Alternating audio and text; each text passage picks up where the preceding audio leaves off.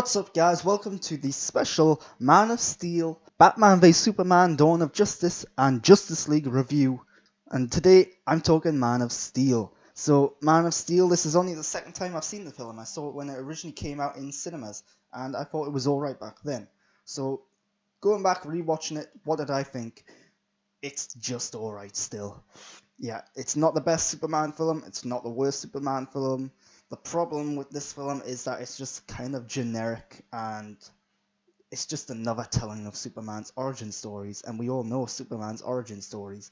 This one is a bit darker, a bit more moody at times, but yeah, nothing special by any means. That's my general overview of this film. And because this is an older film, I am not going to hide any of the spoilers, so full spoilers in case you haven't seen this. So let's talk about the story, and at the start of the story you've got Russell Crowe, who is Superman's father, Jor-El. The planet Krypton is about to destruct, and he's rushing home to try and get his son off the planet to safety so he can restore the Krypton race elsewhere on Earth, help rebuild it. And the problem here is one of the characters suggests they should evacuate the planet to save everyone on the planet. Very reasonable thing. They've clearly got ships, they've clearly got the ability to get off planet, they've got outposts on other planets as well. So they suddenly then just shut it down saying, nope, we haven't got time for that.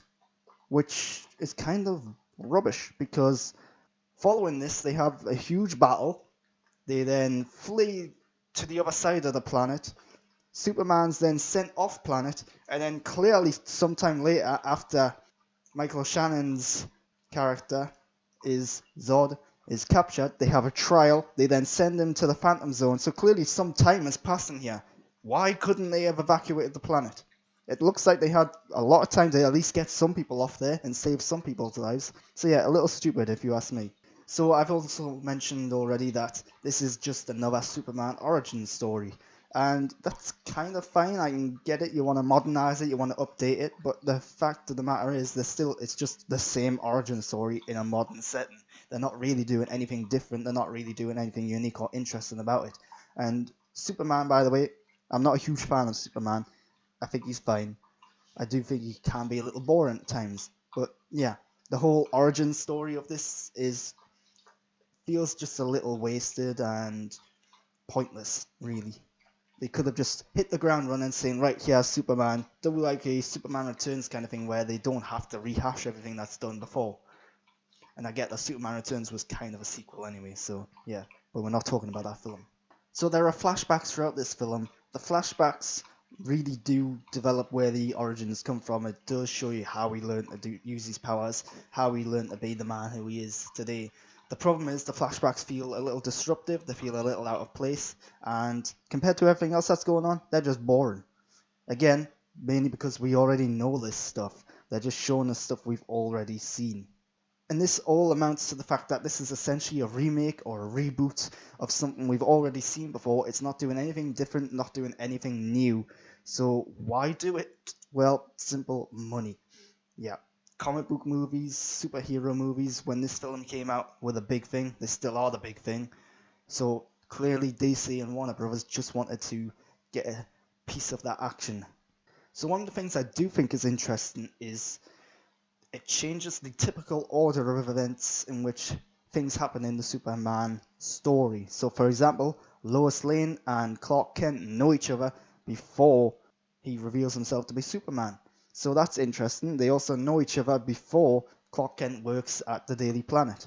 Again, that's interesting. This creates a new dynamic between the two characters, but I wouldn't necessarily say it's a better dynamic.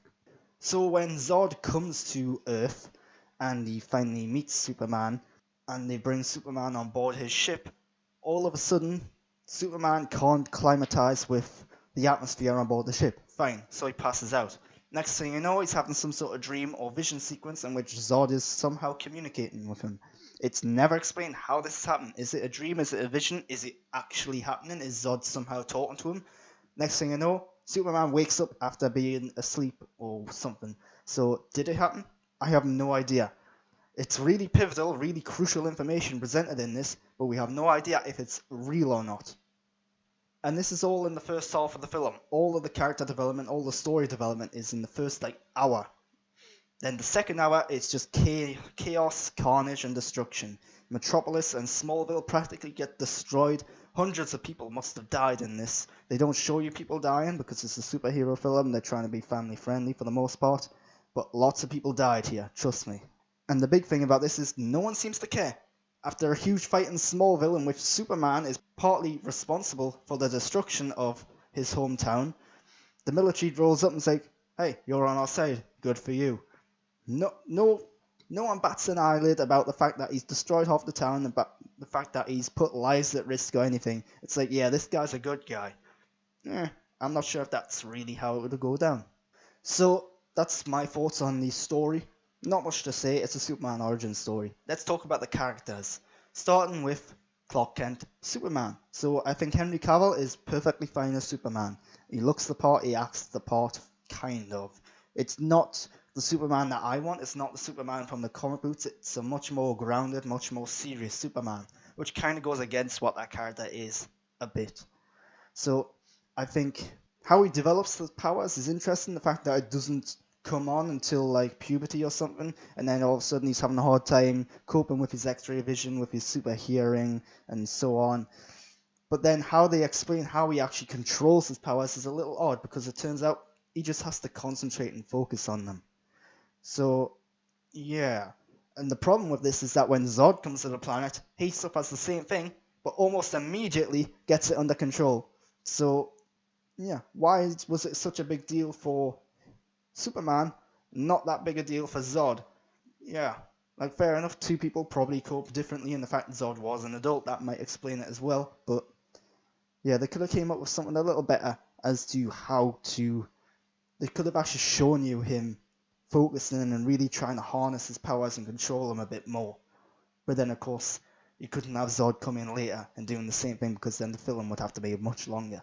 Speaking of Zod, Michael Shannon is Zod. I think he looks the part, but throughout the film he is kind of just shouty and angry all the time. He's pretty one note. I think Michael Shannon himself is a great actor, but he has got a history of hamming it up and overacting, overdoing it a bit, because he likes doing that. He likes being a bit silly. So that's fine, but it does make the villain a bit less compelling than he should be. So Amy Adams plays Lois Lane. I really like Amy Adams. She's one of my favourite actresses. Interesting choice for Lois Lane. I think she does a good job because it is Amy Adams. She's very strong-willed, very independent, and she's shown to be a very intelligent, capable woman. But she does some damn stupid things in this film for some reason. So for example, she threatens to quit her job despite the fact she has a contract. She's an intelligent woman. She knows that's not an option, so why is she presenting it as an option? Yeah, it just makes her out to be a bit of an idiot. And when she first meets a unknown machine in this alien vessel, her first idea is to get right up and close to its face and try and take a picture of it, knowing full well that would probably cause some sort of reaction from the machine, and it does. It tries to kill her. So again, a little stupid. So one of the big things about Superman as an idea, not so much in this film, is that Superman is supposed to be representative of hope. The whole S on his chest stands for hope. But in this film, he never does anything to really suggest that he himself is a symbol for hope. In fact, he's more of a superhero before he even becomes Superman in this film. That's when he's rescuing people from the oil rig and from the bus and so on. That's when he's being the proper, real Superman. When he actually becomes Superman in this film, he kind of just destroys half the city and, yeah, I'm a hero. It doesn't make much sense. And especially when we're talking about Batman vs Superman, when they are saying, oh, this guy's a symbol for hope, he's a huge hero and all that. He isn't. Yes, he saves the day. Yes, he kills the villain. But at what cost? Why is that a symbol for hope? It doesn't explain itself very well at all. Because what it's saying here is, this guy, he gets the job done, but there's a hell of a lot of collateral damage. Do you really want that as a hero? I wouldn't. And speaking of killing the villain, Superman kills Zod. So was that necessary? Was that smart? From my Superman knowledge, Superman does not kill. So the fact that they got this wrong is a big no-no in my eyes. And there's another instance of this in Batman v Superman, which we'll get into at a later point. But yeah, it makes sense that he killed him in the moment that he killed him, but maybe there was another possibility. Couldn't he have just flown off through the ceiling or something? Couldn't he have thrown Zod aside? Surely there was something else he could have done except for break Zod's neck in that moment. So yeah, it felt forced a little bit. So let's talk about the production side of things. This is directed by Zack Snyder. It's got that signature Zack Snyder look.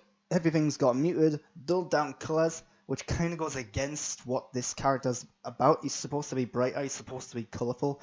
So to make it more serious, to make it darker and moodier, fine, that's an interesting take to go. But when you're building a franchise, you kind of want the most accessible version of it, really. And that kind of goes against the character and it makes it less accessible. So to make it darker goes against the themes and tone of what the character's supposed to be. Again, a symbol for hope. It's not really a good thing when that symbol for hope is so dark, so moody, so serious. You want it to be a bit lighter, you want it to be a bit more accessible. And in relation to this is the lighting. Zack Snyder likes playing with lighting, he likes his lens flare. Throughout this entire film, the lighting is either too bright or too dull. It makes the film really just ugly at times. There's rarely a shot that's like perfect. That's the way it should look. Instead, everything just looks over stylized and overdone. There's no like middle ground. There's no perfect level of lighting. And again, this builds into the whole darker, moodier tone that they're going for. So it does that well, but it's just it doesn't make this a pretty film. It doesn't make you want to watch every aspect of what's going on the screen. So Planet Krypton is the home of the first like 20 minutes of this film.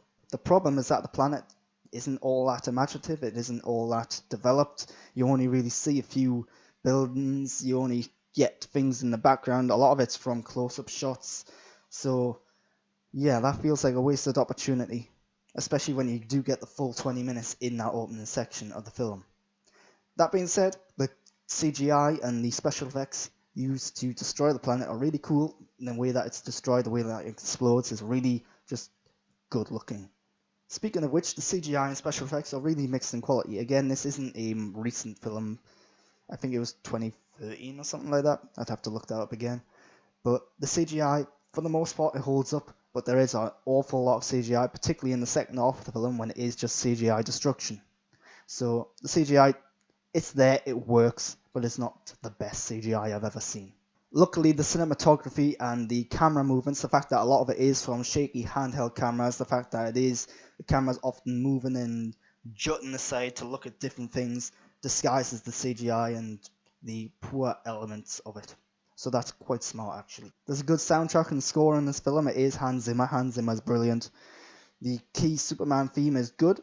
Of course, it's not quite as iconic as the John Williams themes, but hey, very little is. So yeah, it does a good job of giving a new Superman theme that's different from what came before. And let's talk about the action. The action is good, it's enjoyable. I do think the second half of the film is actually way more enjoyable, way more entertaining than the first half, purely because of the action. The action is fun. But the problem is, it's so destructive, it's so overindulgent, let's say, and sometimes unnecessary. It lacks the emotional depth because the first half of the film is a little bland because it is just developing characters and stories that we've already seen before, but not doing anything interesting with it. It means that when everything's going chaotic in the second half, you don't really care that much about what happens to anyone or why it's happening for that matter. And because so much of it is CGI, because so much of it is fake and not real, it's way harder to get invested into it. So that's my review of Man of Steel, as requested by Aurora Hill. I am going to talk Batman v Superman, and I am going to talk Justice League in just a bit. So I hope you've enjoyed this so far.